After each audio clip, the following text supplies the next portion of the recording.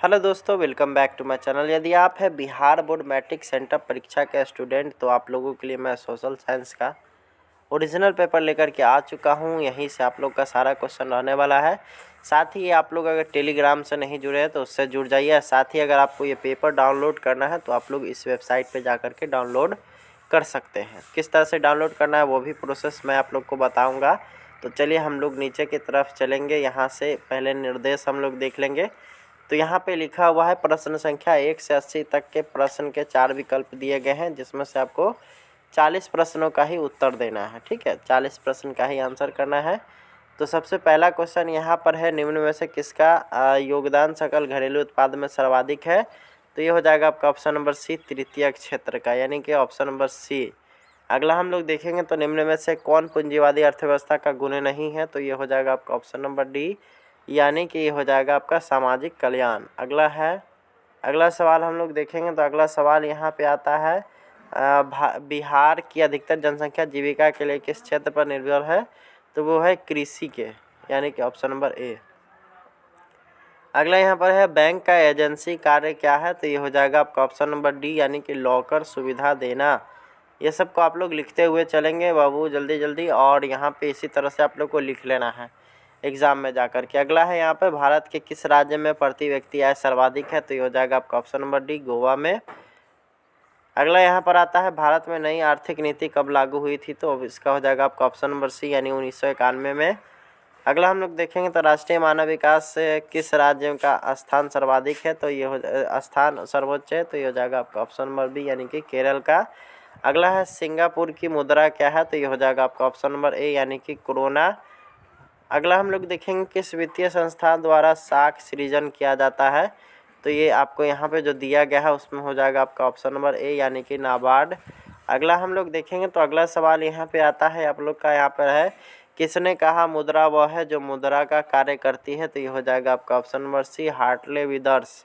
अगला हम लोग देखेंगे, अगला सवाल यहाँ पे आता है कि भारत में सर्वाधिक रोजगार के अवसर उपलब्ध कराने वाला क्षेत्र कौन सा है? तो ये हो जाएगा आपका ऑप्शन नंबर सी, यानी कि तृतीय क्षेत्र। अगला हम लोग देखेंगे तो अगला सवाल यहाँ पे आता है, विश्व का सर्वाधिक रोजगार प्रदान करने वाला कार्यक्रम कौन सा है? तो ये हो जाएगा आपका ऑप्शन नंबर बी, यानी कि मनरेगा।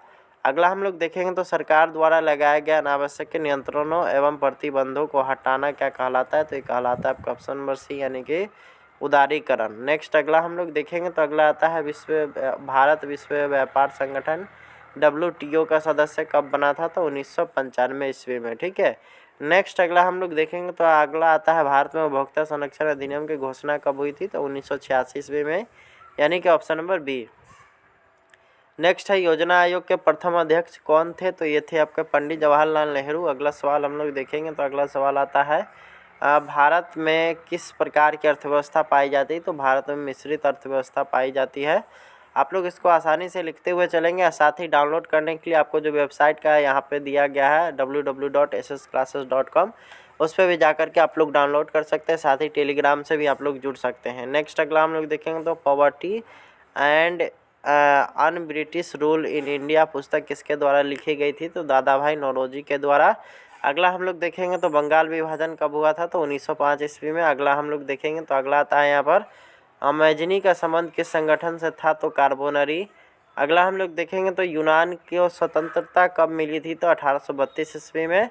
अगला हम लोग देखेंगे तो सेडोन के युद्ध में किसकी पराजय हुई थी? तो फ्रांस की। अगला हम लोग देखेंगे तो रूस में ड्यूमा का गठन कब हुआ था? तो 1905 ईस्वी में। अगला हम लोग देखेंगे तो अप्रैल थीसिस किसने पेश की थी? तो लेनिन ने। अगला हम लोग देखेंगे तो अगला सवाल यहाँ आता है, विश्व का पहला समाजवादी देश कौन है? तो रूस। अगला हम लोग देखेंगे, कार्ल मार्क्स का जन्म कहाँ हुआ था? तो जर्मनी में। अगला है, वियतनाम की राजधानी कहाँ है? तो ये हो जाएगा आपका ऑप्शन नंबर ए, हनोई। अगला हम लोग देखेंगे तो किस समझौते के तहत वियतनाम को दो भागों, उत्तरी वियतनाम और दक्षिणी वियतनाम में बांटा गया था? तो जेनेवा समझौता के द्वारा। अगला हम लोग देखेंगे तो कांग्रेस के किस अधिवेशन में पूर्ण स्वराज की घोषणा की गई थी? तो लाहौर अधिवेशन के द्वारा, यानी कि ऑप्शन नंबर ए हो जाएगा आपका। अगला हम लोग देखेंगे तो धरासना में किसके नेतृत्व में नमक सत्याग्रह हुआ था? तो ये होगा आपका ऑप्शन नंबर सी, यानी कि सरोजिनी नायडू। अगला हम लोग देखेंगे तो अगला सवाल आता है, ईस्ट इंडिया एसोसिएशन की स्थापना कब हुई थी? तो 1876 ईस्वी में। अगला है, गदर पार्टी की स्थापना किसने की थी? तो सोहन सिंह भकना ने। अगला हम लोग देखेंगे तो अगला सवाल यहाँ पे आता है, Tata iron and steel company की स्थापना कब हुई थी? तो 1907 ईस्वी में। अगला सवाल अगर हम लोग देखेंगे तो अगला सवाल आता है, स्पिनिंग म्यूल का आविष्कार किसने किया था? तो ये हो जाएगा जेम्स हार्ग्रीव्ज। अगला हम लोग देखेंगे तो अगला सवाल आता है यहाँ पर, सामंती व्यवस्था के स्थान पर किस प्रकार की शहरी व्यवस्था की प्रवृत्ति बढ़ी? तो ये हो जाएगा आपका ऑप्शन नंबर ए, प्रगतिशील। अगला है 1929 की मंदी के सबसे बुरा प्रभाव किस देश पर पड़ा था? तो संयुक्त राज्य अमेरिका, यानी ऑप्शन नंबर सी। अगला हम लोग देखेंगे तो न्यू डील का संबंध निम्न में से किससे था? तो ये हो जाएगा आपका ऑप्शन नंबर डी, यानी कि आर्थिक नीति से।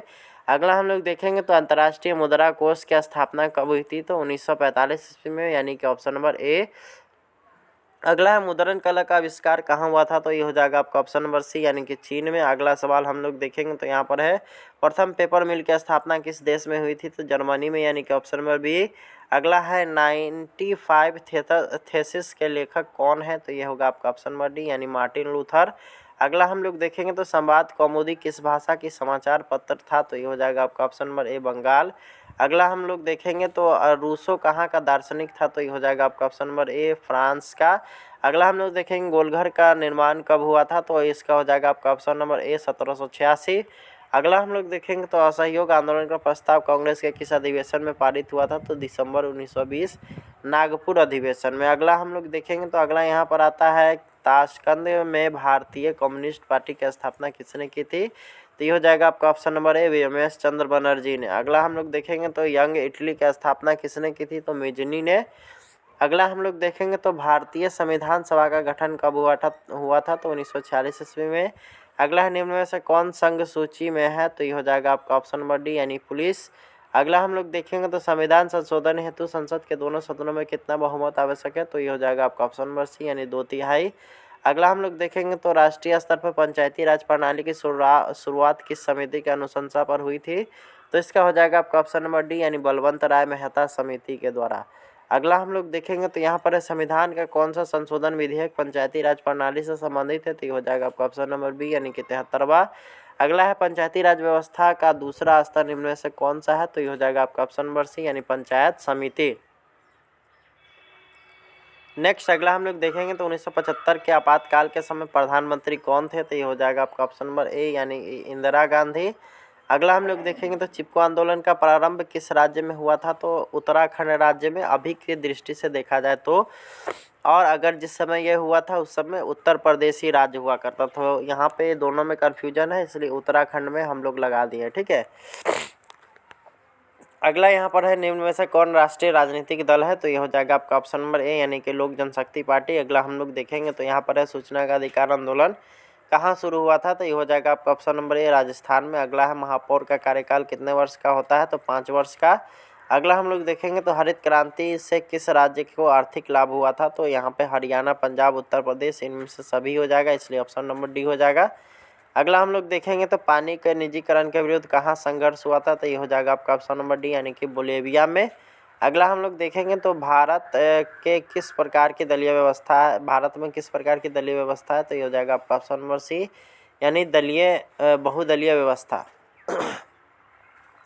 अगला हम लोग देखेंगे तो माधव कुमार किस देश के पूर्व प्रधानमंत्री है? तो ये हो जाएगा आपका ऑप्शन नंबर बी, यानी कि नेपाल। अगला सवाल अगर हम लोग देखेंगे तो भारत में प्रथम चीनी मिल की स्थापना किस राज्य में हुई थी? तो ये हो जाएगा आपका ऑप्शन नंबर ए, बिहार में। अगला है, चरक का संबंध किस देश से था? तो ये हो जाएगा आपका ऑप्शन नंबर सी, यानी कि भारत। अगला हम लोग देखेंगे तो कान्हा राष्ट्रीय उद्यान कहाँ है? तो ये हो जाएगा आपका option number A, Madhya Pradesh में। अगला हम लोग देखेंगे तो महासागरीय संसाधनों पर देश का आधिपत्य होता है। तो ये हो जाएगा आपका ऑप्शन नंबर ए, 200 किलोमीटर तक। अगला हम लोग देखेंगे, निम्न में से कौन स्वामित्व के आधार पर संसाधनों का वर्गीकरण का प्रकार नहीं है? तो इसमें आपको जो दिया गया है उसमें आपका ऑप्शन नंबर सी, यानी कि नवीकरणीय, इसका वर्गीकरण इसका नहीं है, ठीक है। अगला हम लोग देखेंगे तो किस नदी की उत्पत्ति अमरकंटक से हुई है? तो इसका आंसर हम लोग को नहीं मिल पाया है। आप लोग अगर जानते हो तो कमेंट बॉक्स में ज़रूर लिखें। अगला है, बिहार में कितना प्रतिशत कृषि क्षेत्र है?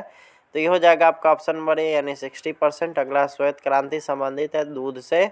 अगला हम लोग देखेंगे तो रबर की खेती के लिए कैसी जलवायु चाहिए? तो ये हो जाएगा आपका ऑप्शन नंबर ए, समशीतोष्ण जलवायु। अगला हम लोग देखेंगे कौन सी फसल रबी और खरीफ दोनों के रूप में उगाई जाती है, तो चावल इसमें हो जाएगा आपका। अगला क्वेश्चन हम लोग देखेंगे तो दामोदर घाटी परियोजना का लाभ किन राज्यों को मिलता है, तो ये हो जाएगा आपका ऑप्शन नंबर सी यानी झारखंड और पश्चिम बंगाल।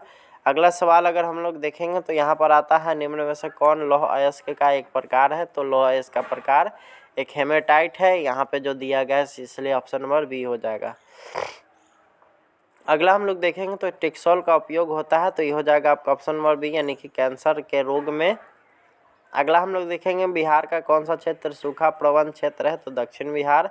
अगला हम लोग देखेंगे तो भूकंप के केंद्र के ऊर्ध्वाधर पृथ्वी सतह पर स्थित केंद्र को कहते हैं, तो इसको अधिकेंद्र कहा जाता है। अगला हम लोग देखेंगे निम्न में से किसे सर्वाधिक खतरनाक सुखाड़ माना जाता है, तो ये हो जाएगा आपका ऑप्शन नंबर बी यानी कि कृषि सुखाड़। अगला हम लोग देखेंगे तो बाढ़ से हानि होती है, तो फसलों को, पशुओं को, भवनों को, इसलिए इनमें से सभी हो जाएगा आंसर। अगला हम लोग देखेंगे तो निम्न में से कौन प्राकृतिक आपदा है, तो ये हो जाएगा आपका ऑप्शन नंबर सी यानी कि सुनामी। इस तरह से आपका यह वीडियो यहाँ पे आपका सारा ऑब्जेक्टिव ख़त्म होता है। अब हम लोग इसको किस तरह से डाउनलोड करेंगे उसके ओर अब हम लोग चलते हैं। पेपर को डाउनलोड करने के लिए हम लोग को आना पड़ेगा क्रोम ब्राउज़र पे, जहाँ पे हम लोग आ चुके हैं। यहाँ पे हम लोग लिखेंगे www.ssclasses.com, जो आपका यहाँ पे लिखा हुआ है सेम टू सेम हम लोग यहाँ पे लिख देंगे। आप लोग देख सकते हैं जो यहाँ पे लिखा हुआ है वही यहाँ पे लिखा हुआ है। अब उसके बाद इसको हम लोग क्या करेंगे, सर्च कर देंगे। जैसे ही सर्च करेंगे तो यहाँ पे क्या होगा कि हमारा यहाँ पे खुल जाएगा वेबसाइट, और उसके बाद आपको आना है क्लास 10th में। और क्लास 10th में जैसे ही आप लोग क्लिक करिएगा तो यहाँ पे आप लोग का आ जाएगा, यहाँ पे रीड मोड पे आप लोग को यहाँ पे क्लिक करना है। तो यहाँ पे आप लोग का यहाँ पे रीड मोड पे क्लिक करिएगा और नीचे की तरफ हम लोग चलेंगे। चूँकि यह जो है सोशल साइंस का है, सोशल साइंस का आप लोग का पेपर जो है सबसे नीचे डाला गया है। यहाँ पे आप लोग देख सकते हैं संस्कृत है। उसके बाद फिर आप लोग का नीचे की तरफ बढ़ते हुए चलेंगे तो यहाँ पे सबसे नीचे 8वें नंबर पे हम लोग को जाना है। उससे पहले भी अगर आप लोग का कोई भी पेपर का एग्ज़ाम अगर नहीं हुआ हो तो सारा पेपर का यहाँ पे अपलोडेड मिलेगा। आप लोग को क्या करना है, यहाँ पे आना है, ऑब्जेक्टिव यहाँ पे देख लेना है। उसके बाद सब्जेक्टिव के लिए यहाँ पे आप लोग देख सकते हैं, जैसे ये साइंस का है तो यहाँ पे आप लोग को डाउनलोड बटन मिल जाएगा। उसके बाद सामाजिक विज्ञान की बात किया जाए, सारा ऑब्जेक्टिव जो हमने कराया है उसका आंसर यहाँ भी है, आप लोग यहाँ से भी लिख सकते हैं। इसके और नीचे जाएंगे थोड़ा सा तो यहाँ पे हम लोग को मिल जाएगा सोशल साइंस का सब्जेक्टिव। यहाँ पे डाउनलोड का बटन है, इस पर हम लोग क्लिक करेंगे और उसके बाद हम लोग डाउनलोड कर लेंगे।